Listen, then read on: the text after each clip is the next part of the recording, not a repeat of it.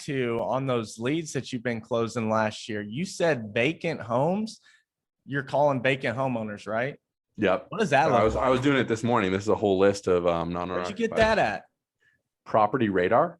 Oh, Property You ever heard of Radar. them? Yeah, we have. Yeah. Cool. Okay. Haven't used it yet though. Okay. So Yeah. give us a scoop on that, man, because that's super interesting. Totally. Whether you've been in the business 20 years as an agent or this is your very first day on the job, Property Radar is awesome. And then I'll give you another tip that Property Radar costs like $700 for the year, but if you do want to do it, it's completely free.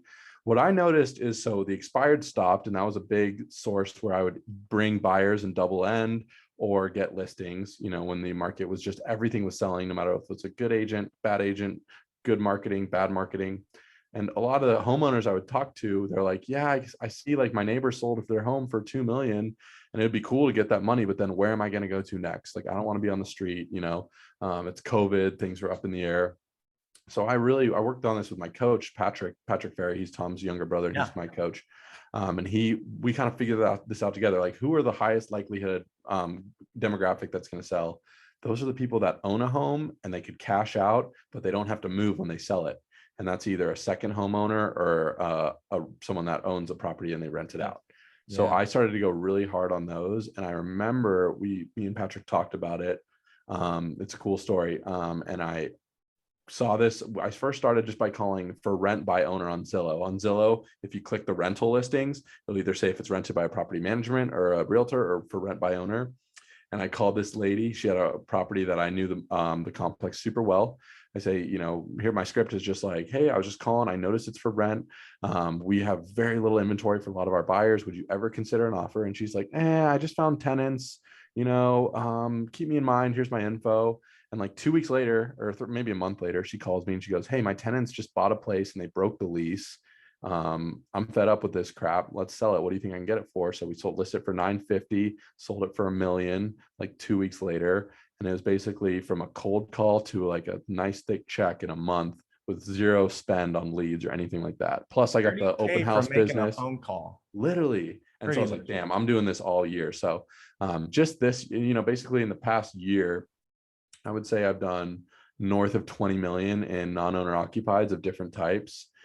Some of them even I double ended, and some of them, like 2 or 3 of them, the people just wanted to represent themselves and I brought the buyer. That's happened. It's all different sorts of, I just closed one for 1.6. And I met with them and I showed it to them, and then they brought in their old realtor that sold it to them. So, I was trying to turn as many stones as I could for people. And now that the market's rebalancing, I won't be as desperate to find my buyers off market stuff, but this is still a great lead source where a lot of times it's like, David and Ryan, who've owned this property for 20 years, they live in Missouri, but they own this place in Santa Barbara. They don't even know what it's worth. They're charging way under market rent. And if I can bring them a great offer, they're like, screw it. We'll take it. Man, dude, that's so brilliant. Yeah. I love my owner would definitely work out here too, because everybody puts their shit on Zillow. Bro, how did you wait? So how did you figure out this niche, like this subset of? Yeah, it was basically out of need for to replace the expired business. Cause that's like, I mail, I do open houses. I didn't door knock during COVID, but I was like, I need to find sellers because right now, I could find buyers at open houses or on Zillow leads, but a lot of our property, one of our listings, was listed at 1.2 and it sold for 1.7. It got 30 offers. It's like, as a buyer's agent, there's not much you can do to win out when you're going up against 20 other offers. So I'm like, I'm going to focus on listings. I don't have expired anymore. What's the next best thing? And we kind of went through different options. It's probably way easier too than expireds. Who's calling these landlords who own a home by owner on Zillow? Probably just you. Yeah, exactly. As far as like real estate professionals, dude. Yeah, that's gold. I know we figured out a badass script for sale by owners that we perfected during COVID, and we thought that was like bread and butter, man, like just perfect. But this just seems like something that just so easy just to plug in. I mean, it's probably a pretty normal conversation over the phone. Yep. Is there a lot of resistance, or is it more of like just a normal conversation? One thing that's I've found that's helpful is like, hey, I assume I'm like, because a lot of people on here in Santa Barbara on average, they'll hold their property for like 20 plus years. And I'll say, hey, David and Ryan, I assume you're going to never sell this house. And it kind of takes the pressure off. And some people are like, yeah, I'm never going to sell that. I'm going to give it to my kids. So you have resistance. It's not like I convert everybody. But what I do with a lot of people is I'm calling as more of a service call and as a value. I'm saying, hey, if you need help thinking about a 1031 exchange, if you just need help with management, if you need a good plumber in town, if you want to know the value, what's gone up in the last 2 years, I'm not even calling it just to specifically like, hey, let's sell your house. It's like, how can I help you? I'm a real estate investor. I own investment property in town. I work with a lot of investors. Like, I'm coming out of a place of service, and then I'm like, have you had any thoughts of selling? Because here's what we could get you. And it really works a lot better than, hey, have you ever thought about selling? Like, people don't want to be sold. They want to have service and help.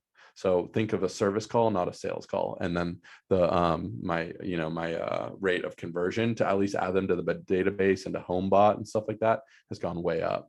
Wow. Oh, dude, I love that. That's literally what we were doing with our for sale by owners. I would not ask for the listing over the phone. That was never discussed. And it's more of like, hey, I want to set an appointment, see the home. And then when you're there in person, you're bringing contracts like, hey, do you have disclosure forms or these things, or a counter offer form in case I were to bring you an offer? Oh, you don't have that? Here it is. Hey, do you got vendors that can replace the carpet? Because, hey, that would actually do you pretty well if you were to take new photos. Touch-up paint, whatever. You just provide service, vendors, services, whatever you can do. And then you kind of plug yourself a little bit like, hey, that's brilliant. If you ever were to put your home on the market, we do have this service. We love to help, but otherwise I'm going to go work hard and try to find a buyer for your home. That's brilliant. I've never done that yet.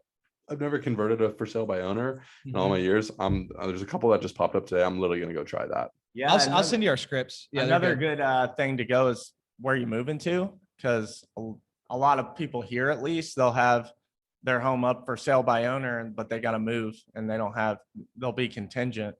So just helping from that aspect too. Totally. Buyer's agent. Yeah. Do you have your for rent by owner or whatever script, or is that like something? It's in here. Okay. I don't even have, but I can send you kind of a general gist if you want on text. Do you bring anything with you on those appointments? So a lot of times they live out of area, so it's on Zoom. Okay. Like multiple of the ones I've sold, like there's like 3 or 4 that I've never even met the client in person. It's like, hey, I have tenants, there are things over here, and I'll help them. I'll help either show it with the tenants in there, or I'll get the house prepped, clean, ready without them. Like a lot of times I'll never even meet them in person. I'll do a Zoom consultation. Okay. I'll walk them through the market, our marketing strategy, all on Zoom.